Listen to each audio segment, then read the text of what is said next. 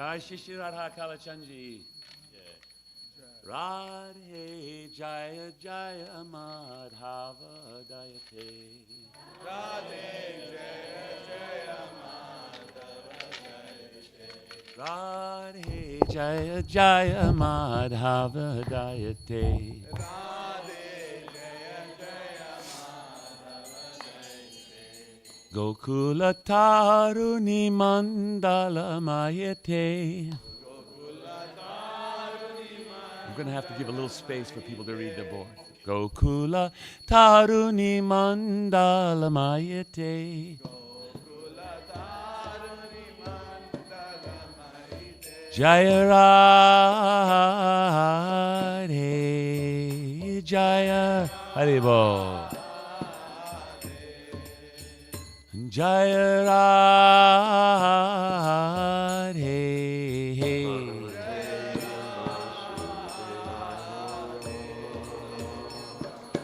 Damodara Rati. Okay. Jai Srila Gurudev. Jai Srila Gurudev. He's right there in that chair. Damodara Rati Vardhana Veshe Hariniskuta Brinda Vipineshe Damodara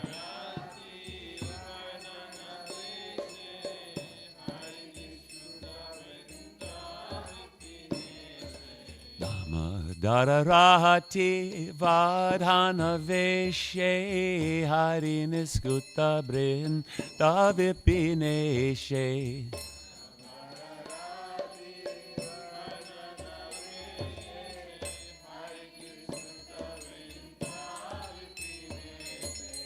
Radhe Jaya Jaya Madhava Dayate.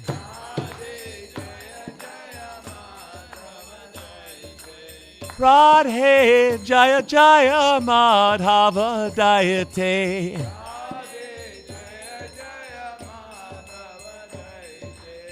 Gokula Taruni Mandala Mayate.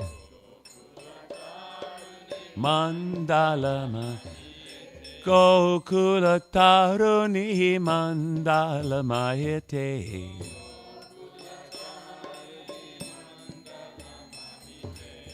Brishavanudari Navashashi Leke Lalita Saki Gunaramita Visake.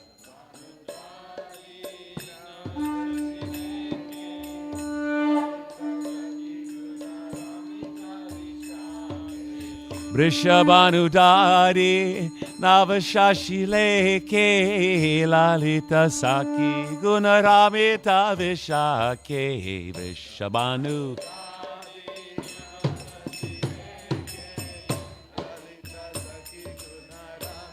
Hey Radhe Jaya Jaya Madhava Dayate.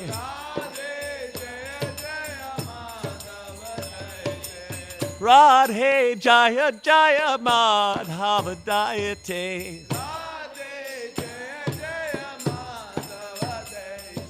Gokula Taruni Mandala Mayate. Gokula Taruni Mandala Mayate. Jaya Radhe.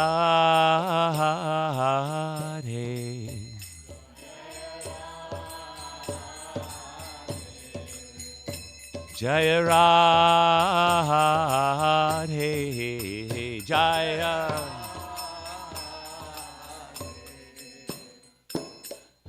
Karunam Karumai Karuna Barete Sanaka Sanatana Vanita Charete Karuna Barete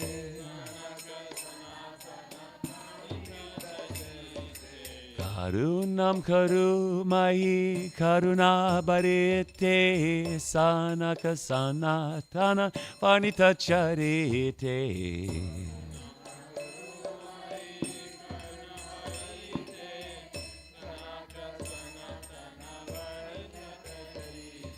Radhe Jaya Jaya Madhava Dayate. Radhe Jaya Hey. Jaya Madhava Dayate.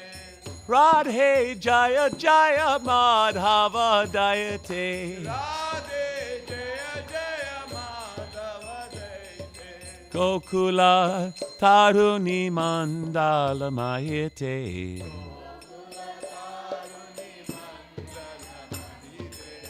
Gokula Taruni Mandala Mayate.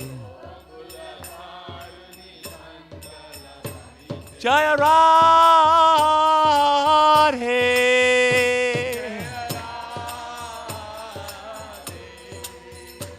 Jaya Radhe.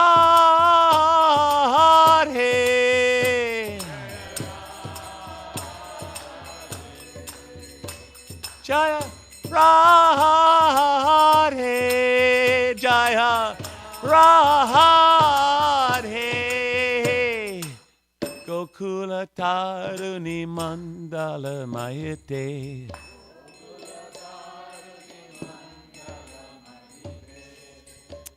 Radharani is the most beautiful of all the Tarunis in Gokul. Hare Krishna, Krishna Krishna, Hare Hare, Hare Rama, Rama Rama, Hare Hare.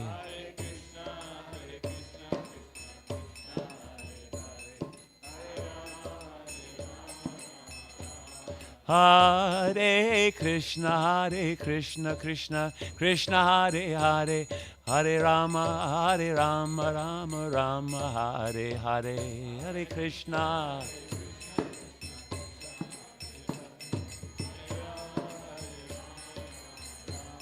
Hare Krishna, Krishna Krishna, Hare Hare, Hare Rama, Rama Rama, Hare Hare.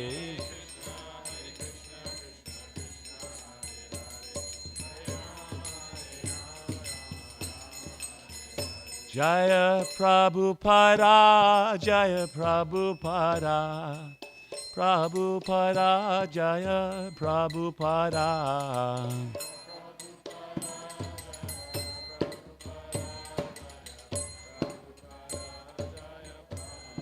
Jaya Prabhupada, Prabhupada, Prabhupada, Jaya Prabhupada, Jaya Prabhupada.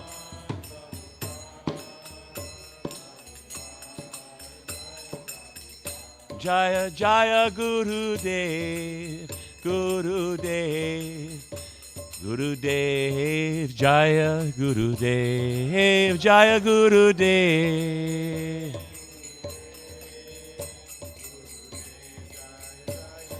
Jaya Jaya Gurudev, Gurudev, Gurudev, Jaya Gurudev.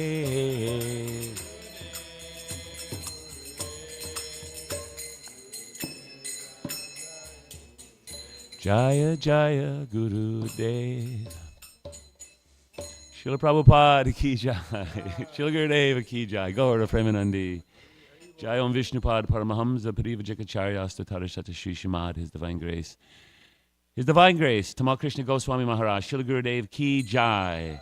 Jai Om Vishnupad Paramahamsa Parivajikacharya Astatarashata Shri Shimad, His Divine Grace. Srila A.C. Bhaktivedanta Swami. Srila Prabhupada ki jai. Gaura Premanandi. Annatikoti Vaishnava Vrinda ki jai. Namacharya Srila Haridas Thakur ki jai.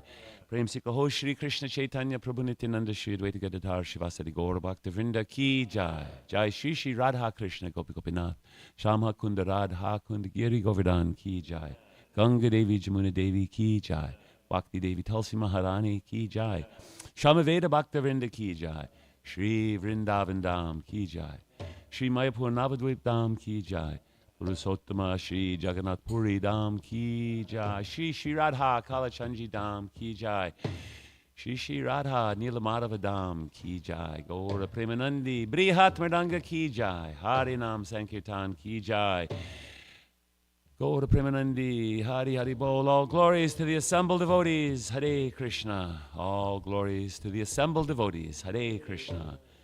All glories to the assembled devotees. Hare Krishna. All glories to Shri Guru and Shri Gauranga. Shri Shri Radha Kalachandji ki jai.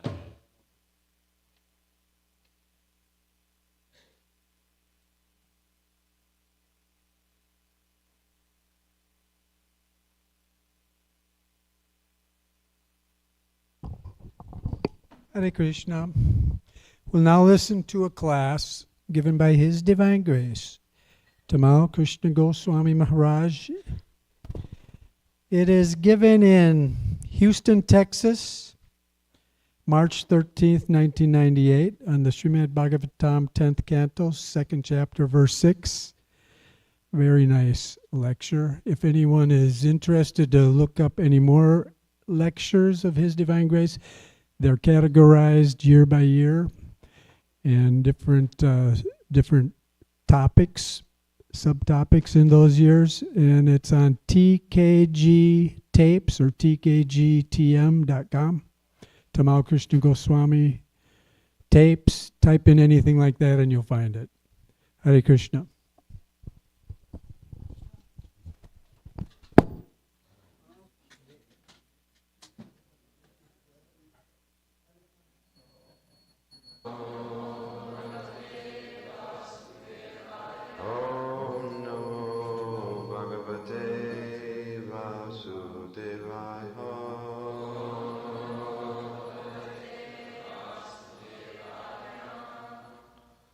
Srimad Bhagavatam, Canto 10, Chapter 2, Text number 6. Bhagavan api vishvatma viditva kansajam vayam yadhuna nijanathanam yogamayam Samhadisha Bhagavan api Vishvatma Viditva Kamsajan Bhayam Yadunam Nijanatanam Yogamayam Samadhisha Sri Krishna, the Supreme Personality of Godhead. Api, also. Vishvatma, who is the super soul of everyone. Viditva, understanding the position of the Yadus and his other devotees.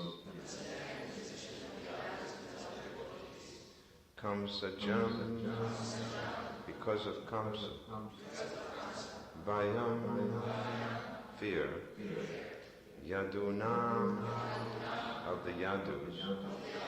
Nijanathanam, who had accepted him, the Supreme Lord, as their supreme shelter.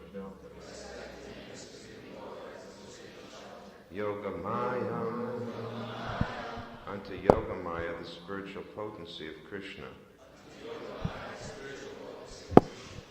Samadhisha, ordered as follows.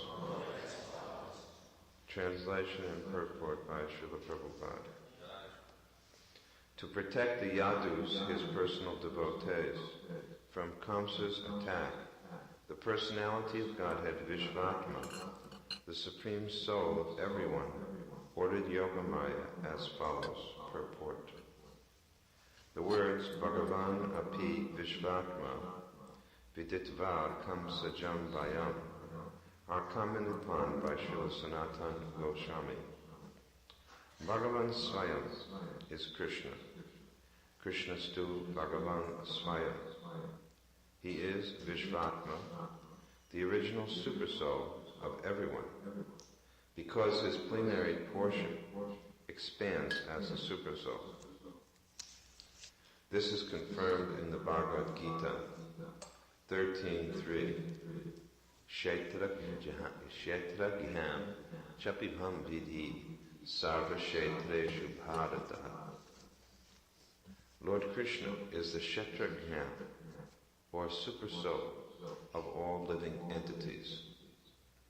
He is the original source of all expansions of the personality of Godhead. There are hundreds and thousands of plenary expansions of Vishnu, such as Sankarshan, Pradyumna, Aniruddha, and Vasudeva. But here in this material world, the Vishvatma, the supersoul for all living entities, is Shirodakshayi Vishnu, as stated in the Gita 1861, Ishvara Sarva Bhutanam, Hrideshe Arjuna Tishtati. The Supreme Lord is situated in the heart of all living entities, O Arjuna. Krishna is actually Vishvatma by his plenary expansion as Vishnu Tattva. Yet because of his affection for his devotees, he acts as the supersoul to give them directions. Sarvasya chaham hridishani vishto matta smitir gyanam apohanam cha.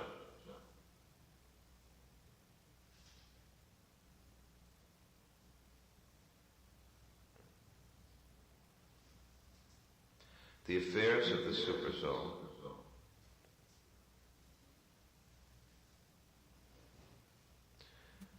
pertain to Shirodakshayi Vishnu, but Krishna took compassion on Devaki, his devotee, because he understood her fear of Kamsa's persecution. A pure devotee is always fearful of material existence. No one knows what will happen next, for one may have to change his body at any moment. Tata dehantara prapti. Knowing this fact, a pure devotee acts in such a way that he will not have his life spoiled by being obliged to accept another body and undergo the tribulations of material existence.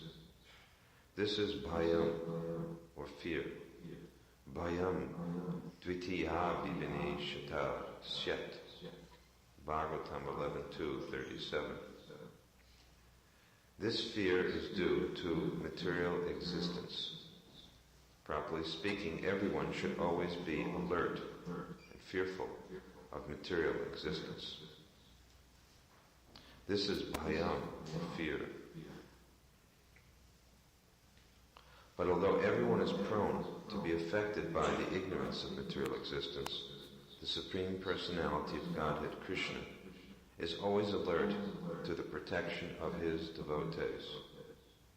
Krishna is so kind and affectionate towards his devotees that he helps them by giving them the intelligence by which to exist in this material world without forgetting him, even for a moment.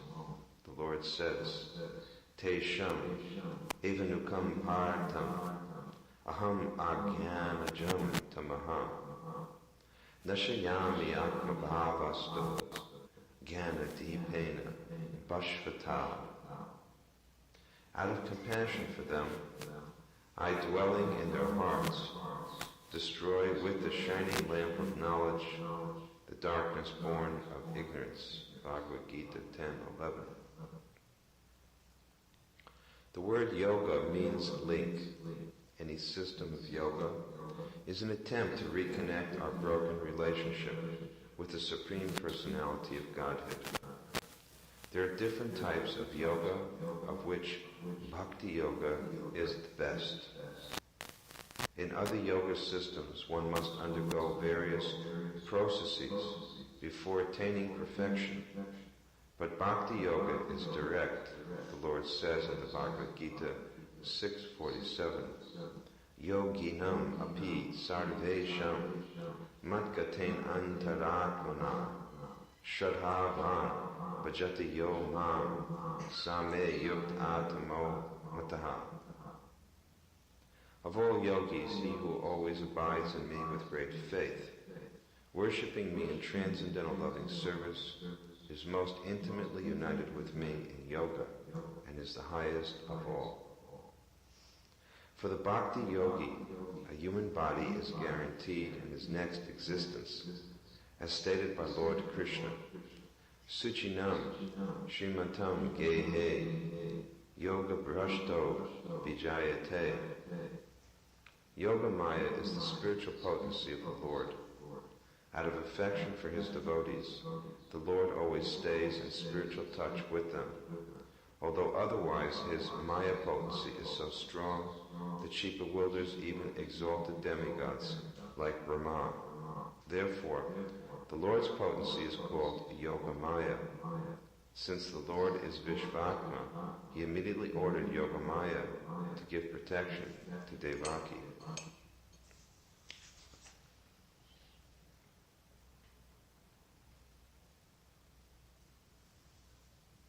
Very rich purport by Srila Prabhupada, by the grace of Srila Sanatana Goswami. This is the Guru Parampara. The Guru takes pleasure in repeating the words of the previous acharyas. Nothing new is manufactured. Simply it is repackaged, old wine in a new bottle. Prabhupada said that if I get any credit at all, it is simply that I have repeated the words of my Guru Maharaj. So it is not very difficult to become a guru. One simply has to repeat the words without any changing that he has heard from his spiritual master. So let us sift through each of the points that Prabhupada makes. First of all, Bhagavan Swayam is Krishna. Krishnastu Bhagavan Swayam. The first canto, third chapter, 28th text of Srimad Bhagavatam. Ete Jamsa Kavahar Punsa Krishnastu Bhagavan Swayam. That is considered the Paribhasa Sutra, the controlling text which controls all the other verses in the Srimad Bhagavatam. That means that the Srimad Bhagavatam is meant as a proof of the text, Krishnastu Bhagavan Swayam. The statement is Krishnastu Bhagavan Swayam. The word is but Krishna is the Supreme Personality of Godhead. This word but is very important because it separates whatever came before it, just like in a sentence, but means that something is going to now contradict whatever came before. So here, in the third chapter, not here in this place, but Krishnastu Bhagavan Swayam, that third chapter, first canto, Sukadeva Goswami has listed the primary incarnations of God. And then he says, but. The next one that I'm going to mention is not like the others, because he is Swayam Bhagavan. He is the original personality of Godhead. And this is very important. This is the, as Gaudiya Vaishnavas, we are attached to the form of God as Krishna. And it is appropriate that we should explain why we are attached to Krishna through scriptural quotes. So one of the primary proof texts is 1:3:28. Krishnastu Bhagavan Swayam. But Krishna is the original personality of Godhead. Every other incarnation cannot be called Swayam Bhagavan. They can be called Bhagavan, but they can't be called Swayam Bhagavan. So this is the one of the textual proofs to establish Krishna's supremacy.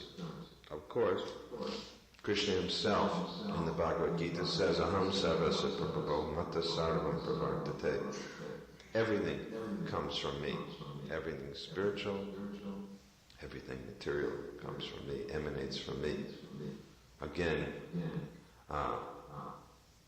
Maiv saramidam rotam sutre anaiva.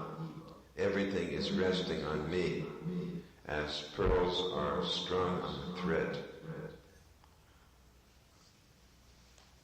And this verse is really an important verse that we're reading today because it gives some understanding of Krishna's supremacy.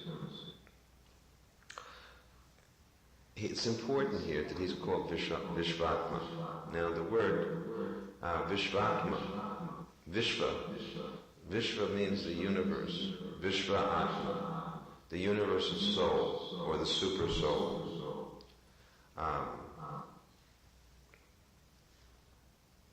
It's interesting that he's called Bhagavan and Vishvat. Bhagavan means the personal form of the Lord. Bhagavan, one who is full of bhaga, opulence, is called Bhagavan. What are those opulences? 6 opulences.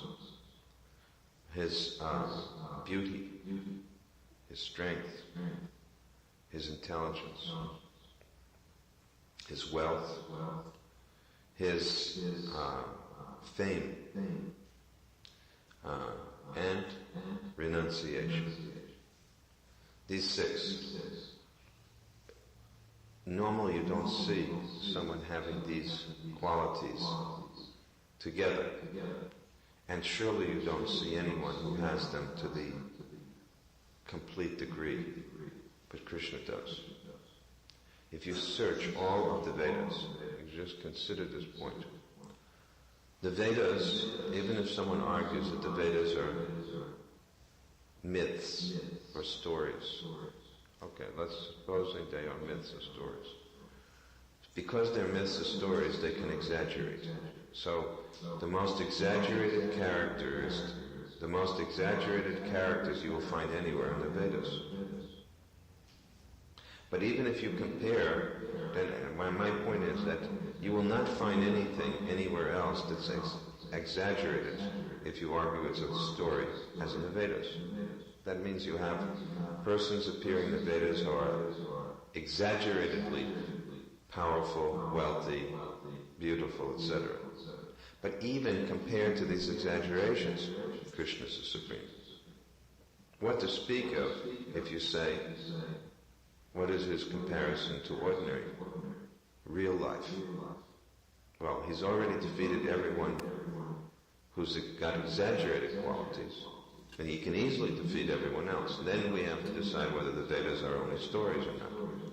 But my point is that if you search all the Vedas, you will never find anyone as beautiful as Krishna.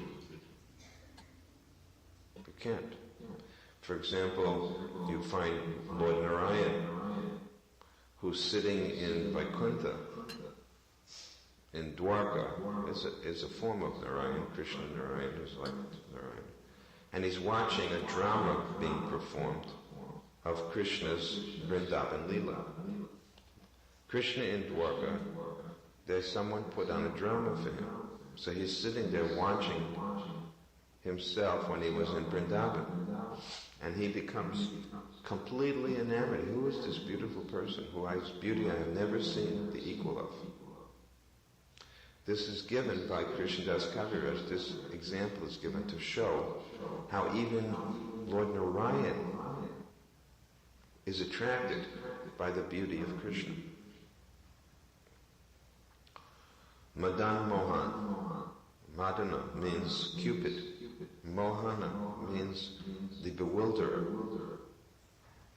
Everyone is bewildered by Krishna's, by Cupid's arrows into love. But thousands of Cupids become bewildered by the beauty of Krishna's arrows. And what are Krishna's arrows? It's described in Kama Gayatri, the different ways in which Krishna penetrates the heart of the gopis. He does so with the beauty of his form, the fragrance of his body, the sweet sound of his flute playing. In other words, each of the senses of the gopis is assaulted by some aspect of Krishna, so that they become completely slain. They become overwhelmed.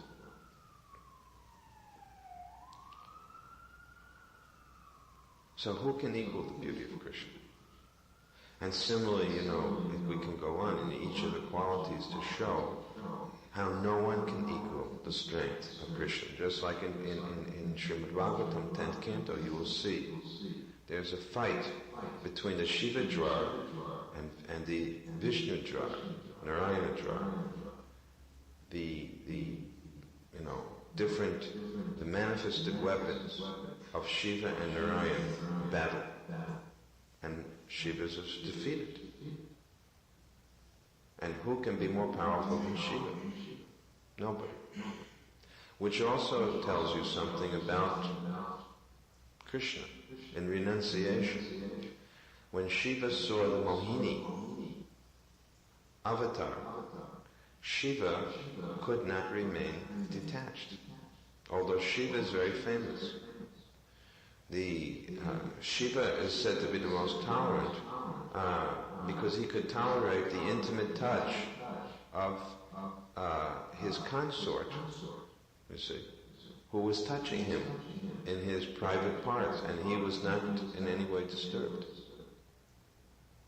So no one can equal the tolerance of Shiva. And yet, when Vishnu wanted to show his relative position to Shiva, he took on the Mohini avatar, and Shiva became bewildered by the beauty of. So much so that even though Shiva was with Parvati, he gave up her association and chased Mohini.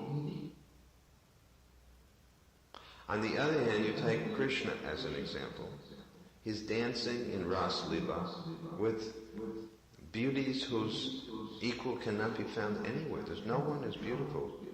No one as beautiful as the gopis. Because who are the gopis? The gopis are the argent of the queens of Dwarka. The Dwarka queens are expansions of the gopis. And while they were dancing together, this in the middle of a forest, in the nighttime, nobody's around. Only Krishna is with the gopis. And dancing with the gopis, he walks away from the rasa dance. So he can equal the beauty of Krishna and the detachment of Krishna, that he could attract such beauties as the gopis, and then he could walk away right in the middle of the dance, detached. Now, it is your duty. You see, so many of you have friends and others who don't know these things. If you look and you're now, after hearing this, you may have some pictures of Radha and Krishna in your home. So you should see whether the artist who painted these pictures really has the proper understanding or not. Because most of the time, how is Krishna and gopis painted? Like ordinary, lusty boys and girls. Not with the proper understanding of what it means to say that Krishna is Bhagavan, full of renunciation. Krishna is not some ordinary, lusty person. Krishna is the shelter of all living entities. Therefore, he's called Vishvatma. Vishvatma. What does Vishvatma mean? He's the super soul. And it's very interesting that Prabhupada explains here through Sanatana Goswami's explanation that normally the super soul is Kshirodakshayi Vishnu. Of course, we should understand this point by now, that Vishnu comes from Krishna. not that Krishna comes from Vishnu.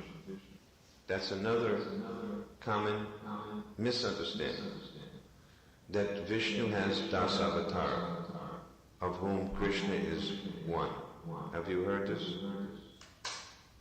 All of you who have Indian bodies?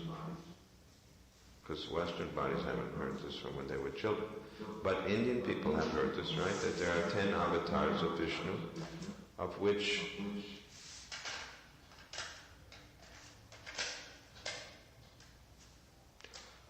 Krishna is one of those 10. Well, if that's true, then we should worship Vishnu and not Krishna. But we've already heard from the Bhagavatam that Krishna is the Supreme Personality of Godhead, right? Krishna Stu Bhagavan Swayam. And that came after the first verses of the 3rd chapter, which described the Supersoul, and Mahavishnu also. All the 3 Purush avatars, Mahavishnu, Garbhadakshayi Vishnu, and Shurdakshayi Vishnu, were already described in the beginning of the 3rd chapter, before Krishna Stu Bhagavan Swayam. Whatever but means whatever comes before is now going to be reversed. Okay, they were all supreme, supreme, supreme, supreme, supreme, supreme. But this one is the original supreme. So if you get asked this question, why are you saying that Vishnu comes from Krishna? Now tell them like this. Because in the Bhagavatam, which all Vaishnavas accept as the foremost scripture, in the Bhagavatam, 1st canto, 3rd chapter, first Vishnu is mentioned, and then it says, but Krishna is the supreme original personality of Godhead. Tell them like that. We must correct people so that they understand it is not out of sentiment that we are worshipping Krishna. Now, what is very interesting here is that Prabhupada takes pains to show you by quoting Tesham, and he quotes a number of verses actually. First of all, he quotes Savasya Chaham Ridishami Vishto Matashmitir Gyanam Aponam Cha. Now what does this mean? Krishna says that I'm sitting in the hearts. Sarvasya Chaham. I am sitting in all the hearts of all living entities. I'm sitting in their hearts.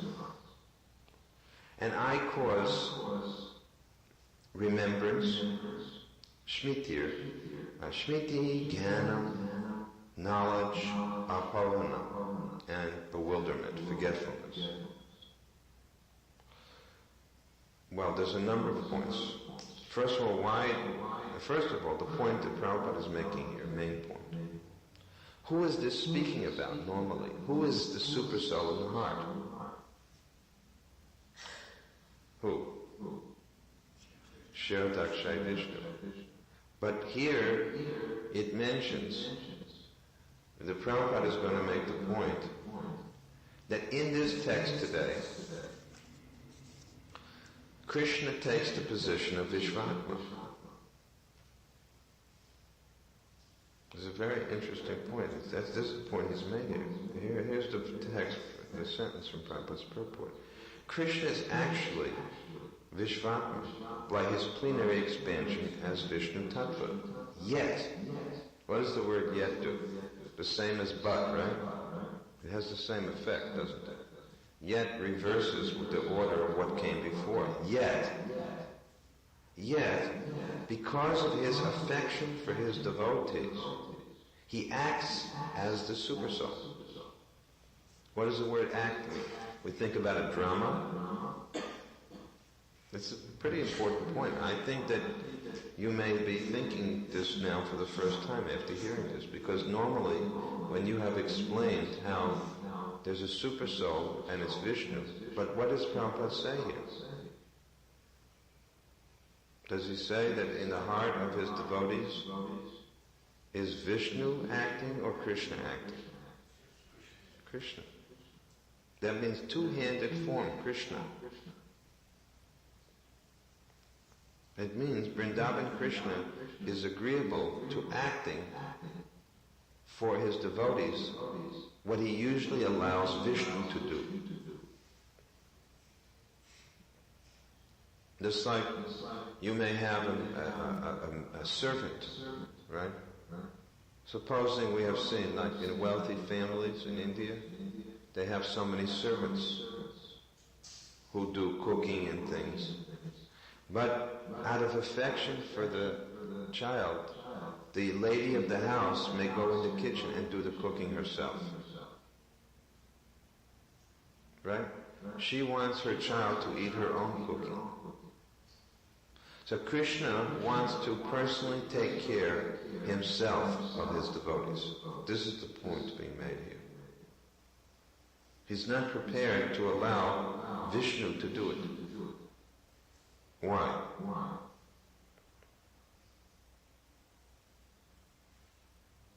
What's the reason? Huh? That's true, but yet there's another reason. Anyone else want to venture a guess? You know the answer. You're an elder Brahmin. Okay, go ahead. You better be right now. Maybe he wants them to come to his order. That's true, but let's see if the Raj Pandit knows the answer.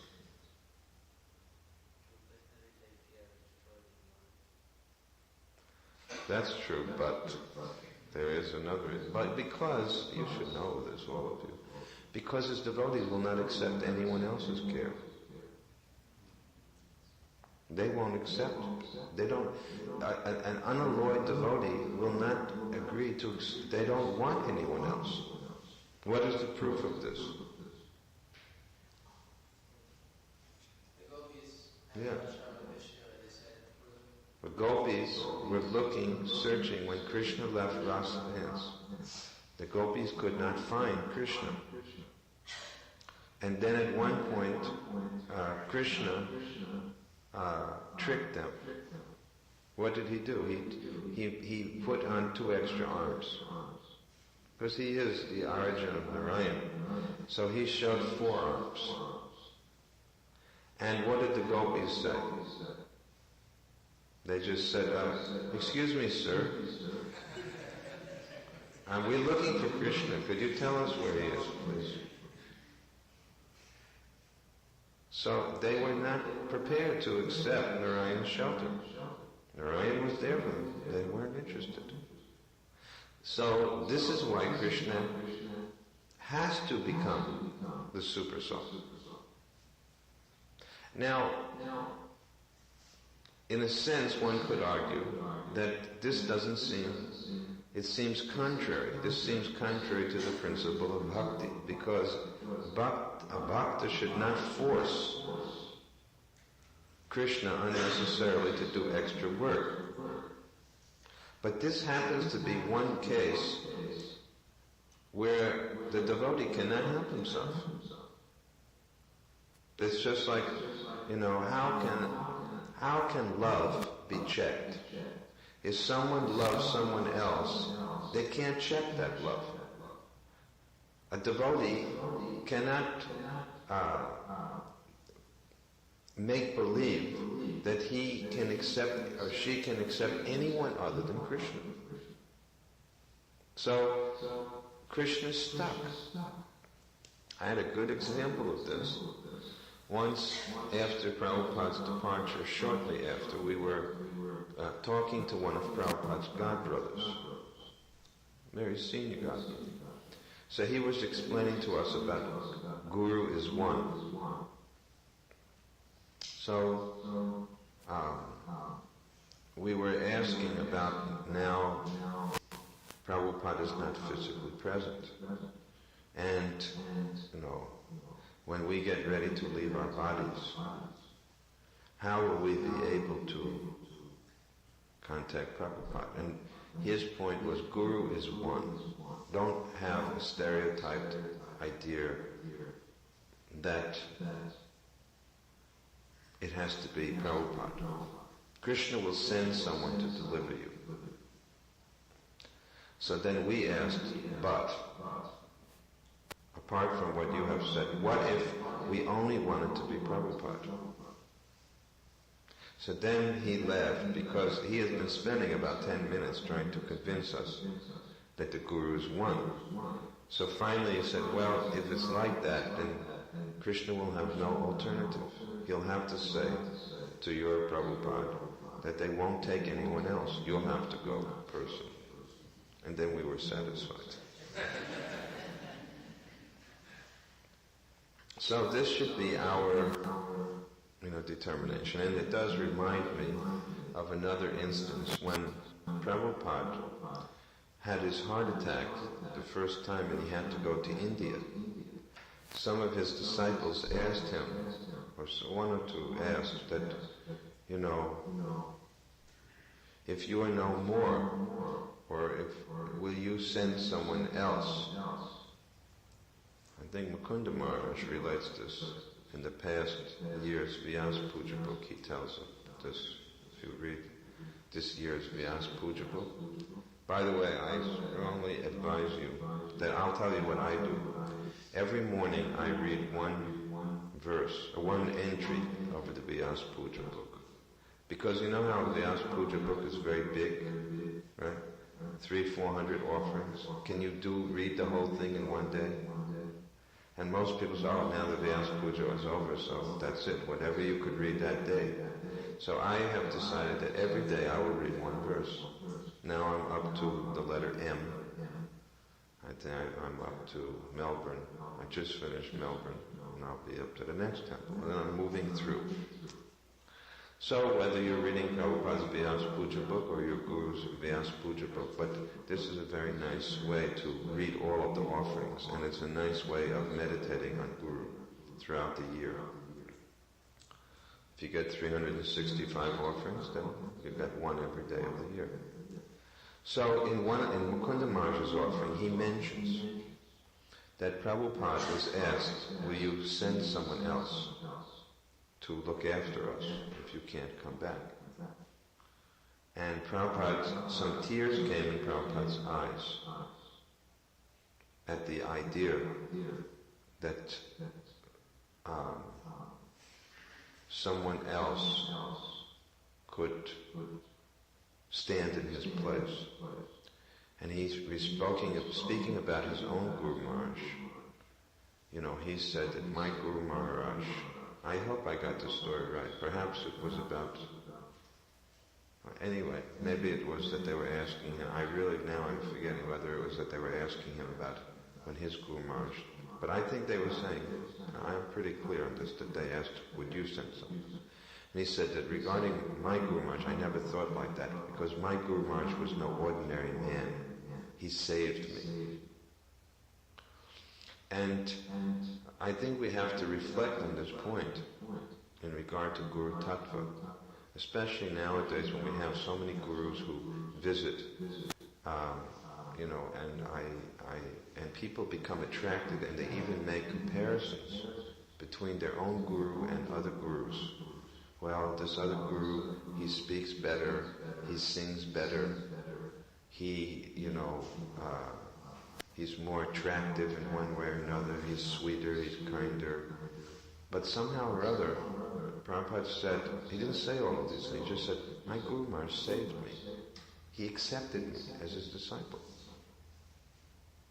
It's just like, I don't think we can imagine doing this with our own father. At least nowadays some fathers have become very cruel, but and maybe people, but let's go to an Indian father, because I think Indian people are still relatively civilized, unlike most others in the world.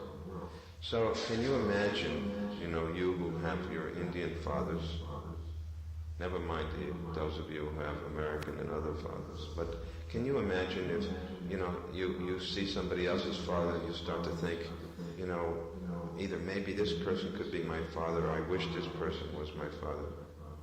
It's just, you don't think like that. Just like some of you have had difficulties with your father, but still, you remain, this is my father. He said, I took my birth because of him. So this is how we should understand about Guru.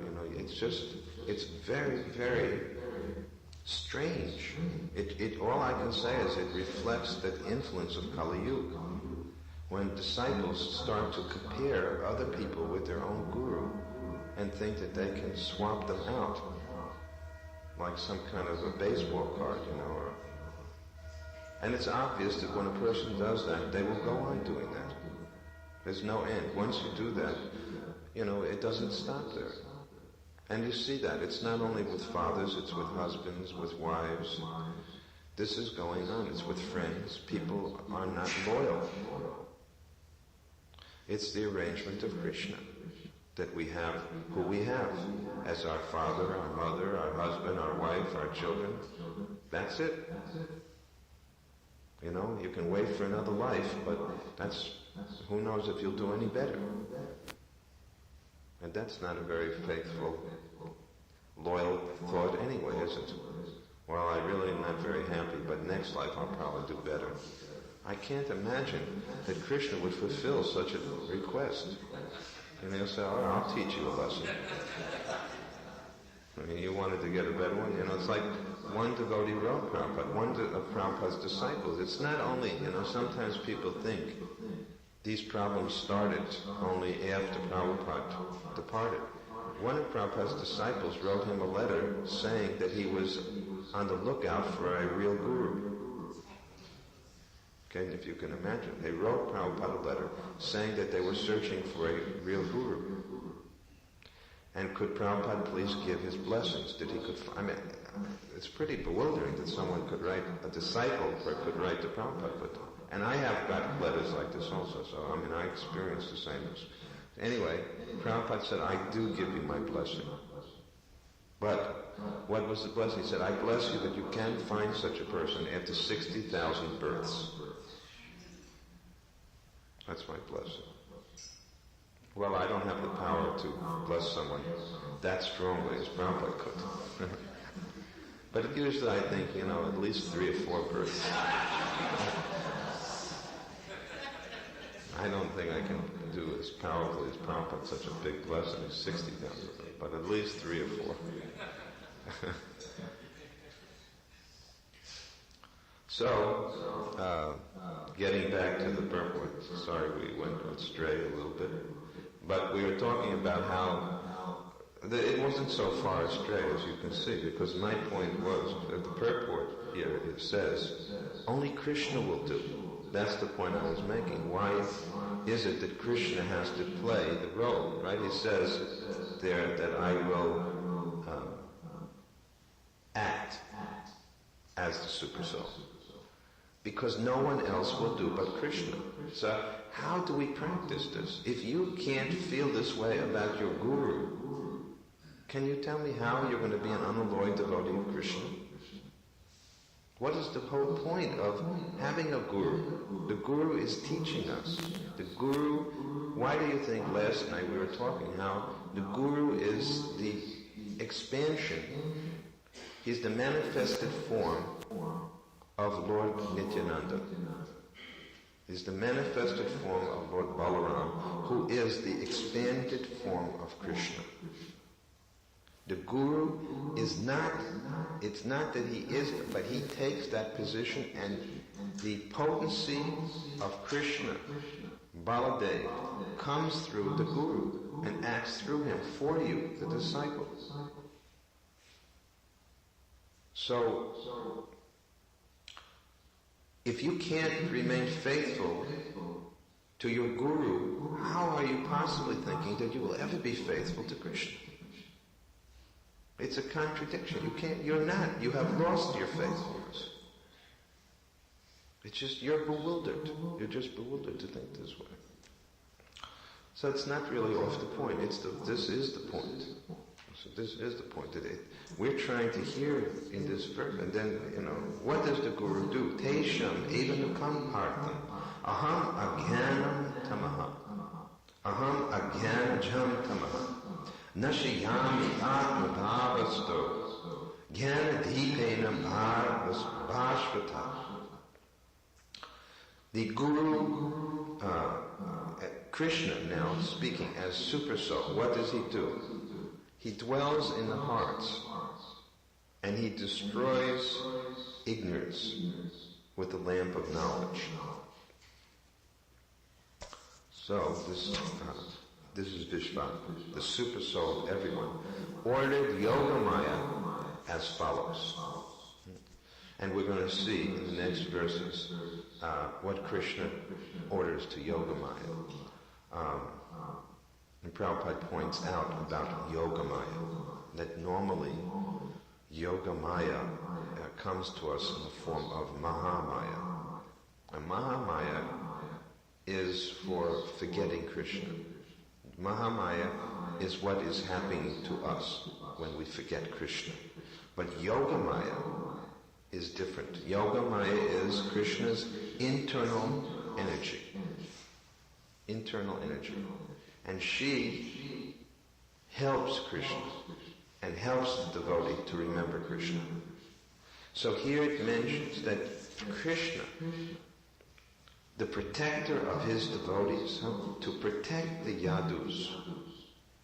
This is one of the important points why Prabhupada brings out this point. We're all afraid because of our contact with the material energy. We're all very fearful.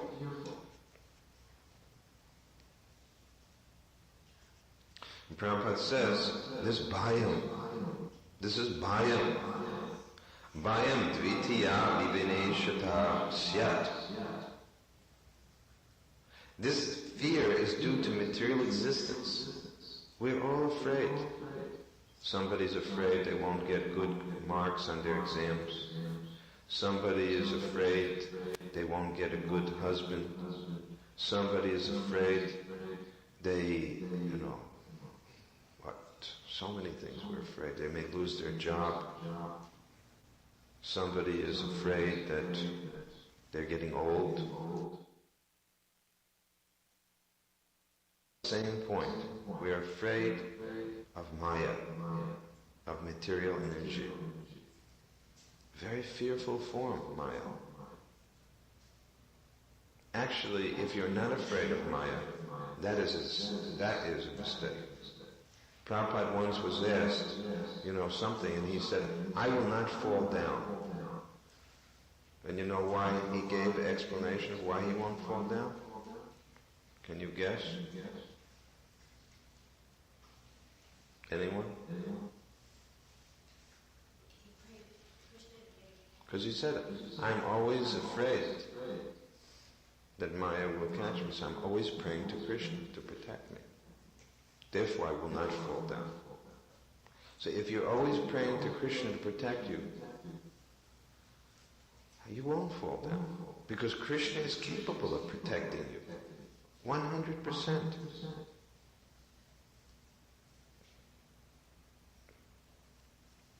So,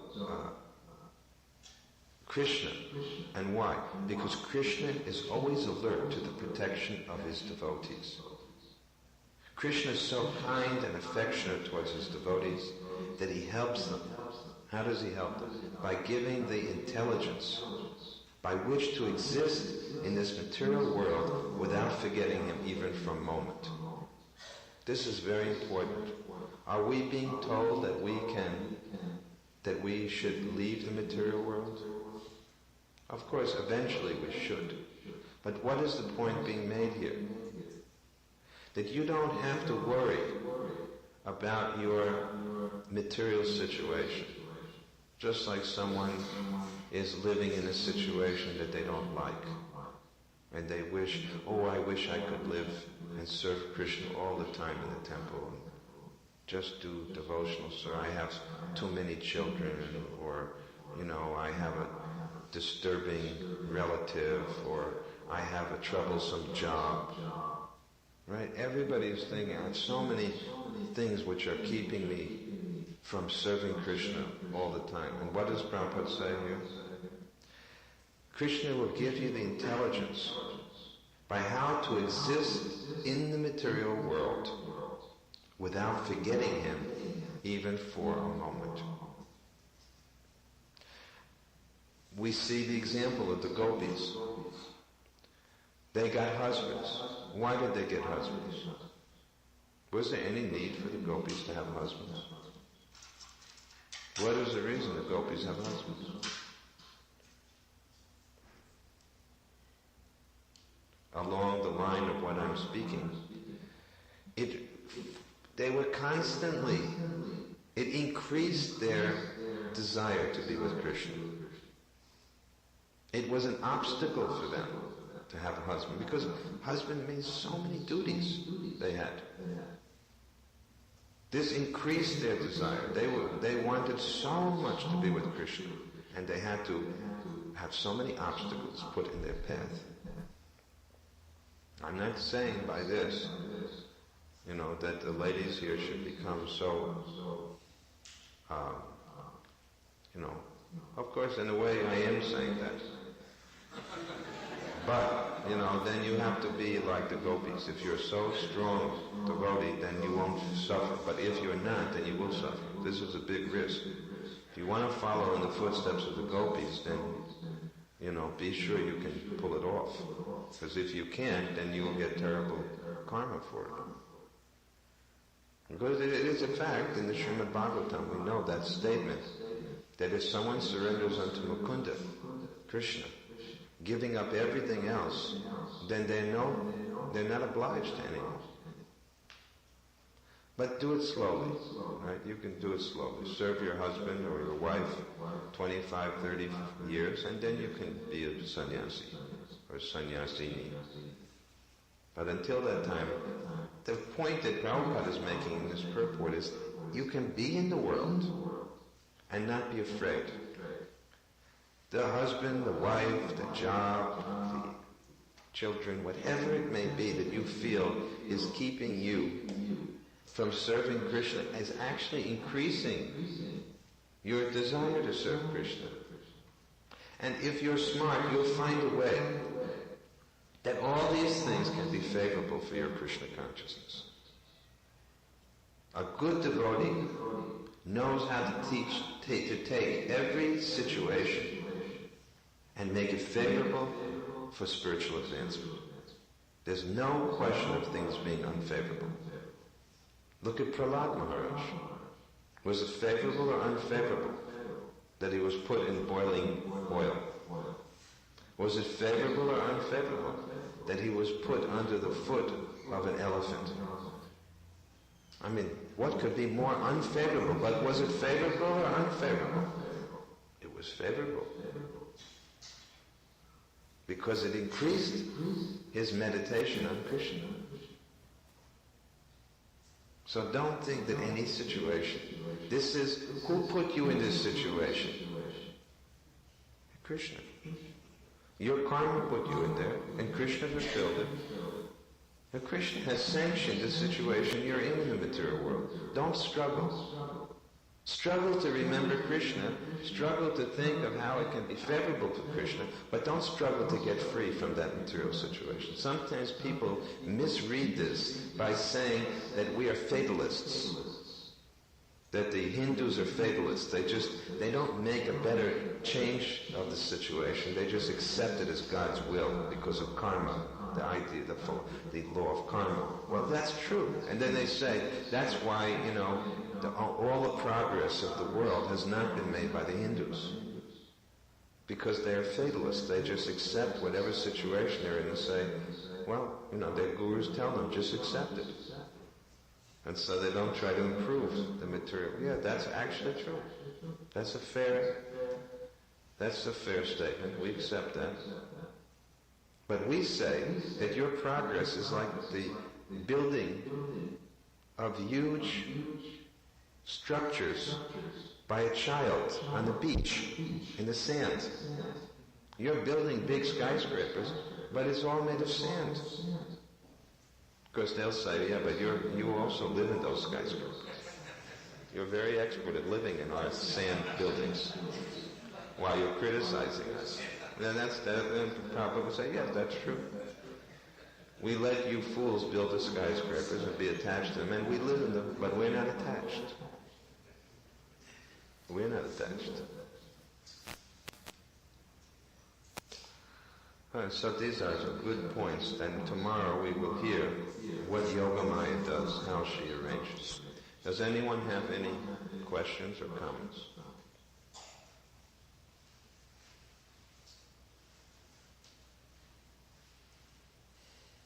Yes, Dr. Haridas. You are a very nice audience. I could never speak like this if it weren't for the good audience and the mercy of the deities and Prabhupada's shelter. I'm grateful to all of you. Thank you. Why do Krishna Bhaktas accept the name of Vaishnavas? Why don't they call themselves Vaishnavas? Krishna, Vaishnavas. Well,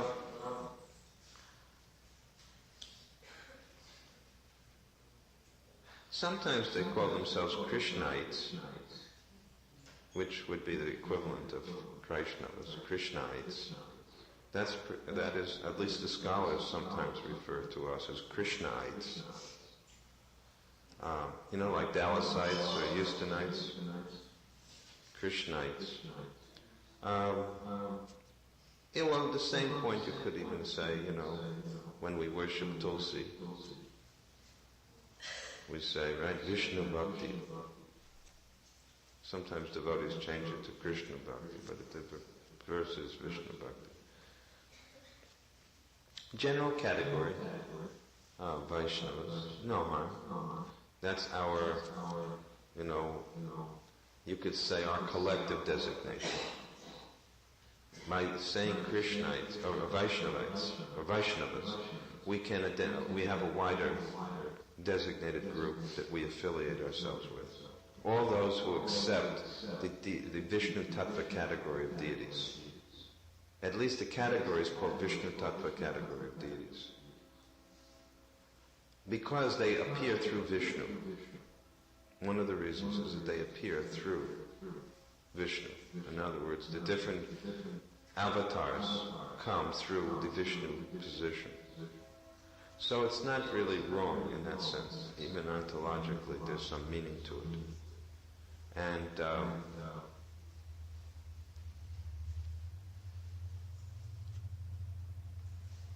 And I could think of a number of reasons to give. Of course, we designate ourselves more particularly as Gaudiya Vaishnavas, which tells more. In other words, Vaishnava category would be like Christian. But what kind of Christian are you? Oh, I'm a, evangelical or charismatic. Then you have to get into details. So we say Gaudiya Vaishnavas. Which type of Gaudiya Vaishnava? ISKCON Gaudiya Vaishnava. Which kind of ISKCON Gaudiya Vaishnava? Houston ISKCON Gaudiya Vaishnava. Okay, then you can have darshan. Yesterday we were hearing about what you have to do to get to see Jagannath and Puri, right? You have to say your Gotra and all this other. Who are you? I'm a Vaishnava. What kind of Vaishnava? Gaudiya Vaishnava. What kind of Gaudiya Vaishnava? ISKCON Gaudiya Vaishnava. What kind of ISKCON Gaudiya Vaishnava? Houston ISKCON Gaudiya Vaishnava. Okay, you can see that. Come in, have darshan. So we do designate more specifically. That Gaudiya Vaishnava really gives it away. Then it says clearly that we are only attached to Krishna of Vrindavan. Then it becomes very clear. So that's how we do it. But the Vaishnava is just a general category, general classification. Another question?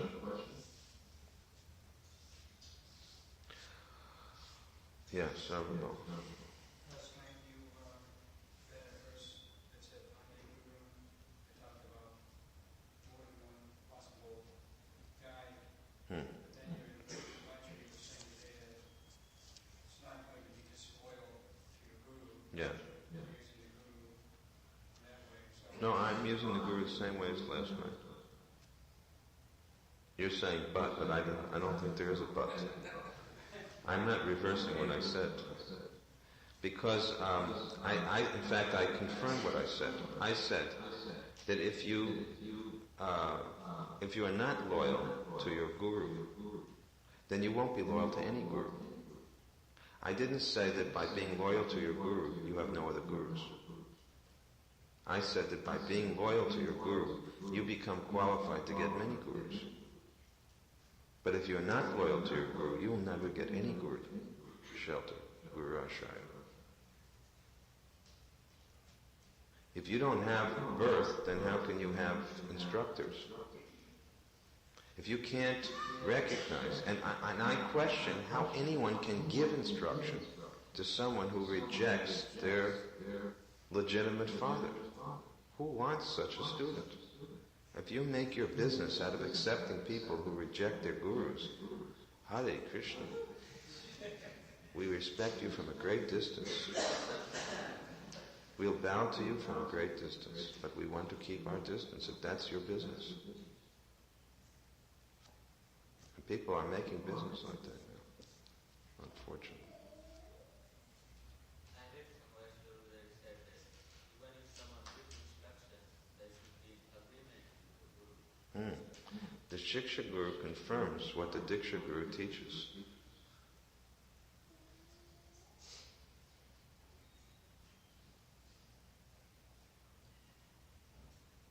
Yes, Shamsa. Earlier you mentioned that we should not think that because of these material situations I'm not able to serve Krishna nicely. Maybe if I had this other situation, it might help me better. So it's not that by recognize these situations, it's also not favorable for getting closer to Krishna. Like rather than not recognize that these are the things is stopping our advancement. So once you recognize that these are the things, it's not better. Are you? I'm not sure I understand your question. Are you making a question or a comment? Okay. You're asking, is it better, should we not recognize that they are obstacles? Is that what you're saying? Or it is better to, yes, recognize. Well, no, I say that nothing will... Yeah. In other words, what was Prahlad Maharaj thinking when he was put in the oil? That's my question. You can't do that. What is Prahlad Maharaj thinking when he was put in the oil?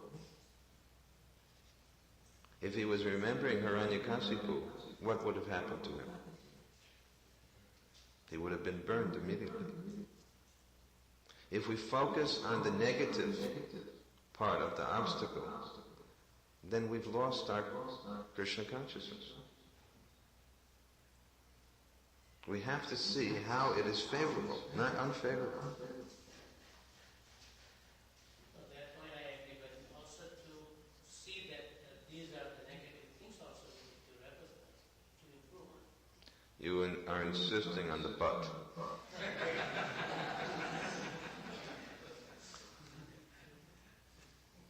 Yeah, you may do so, but if you too much recognize the negative, I think it's not favorable. It will become unfavorable. I've seen it again and again, and people sitting here will tell you the same. If I name people, I wouldn't want to do so to embarrass them, but people will admit that as long as they see it negatively, they're always unhappy and in anxiety.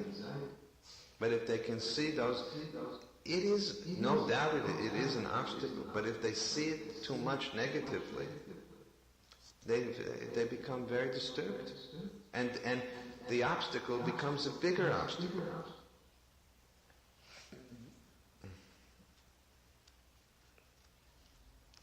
I don't think I will allow you to put in the butt. All right, it's 9 o'clock. We have taken a lot of time. Very good opportunity to talk. This evening I will meet with the students who are in our, what's that called? Adult education. So don't mind if you're not invited, but it will change everything if you're all sitting there. But let me give them some encouragement, since they mostly could not come. Only a few have come. And then tomorrow I'll give class, and then right after class I will leave. And I'll take a little prasadam and then leave. So, thank you very much. Hare Krishna.